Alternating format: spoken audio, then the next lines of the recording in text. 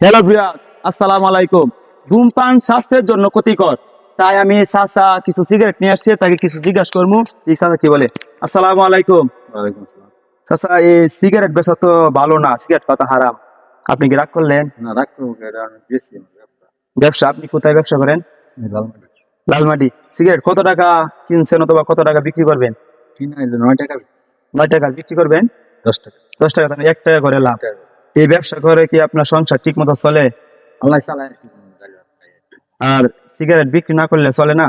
আর বিক্রি না করলে চলে, কিন্তু দোকান চালাইতে বেচা লাগে।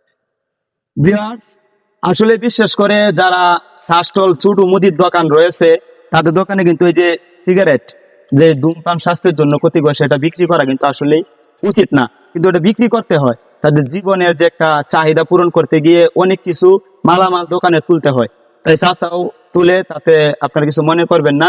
চাচা, আপনি কিছু বললে বলেন। কি বলবো আমি?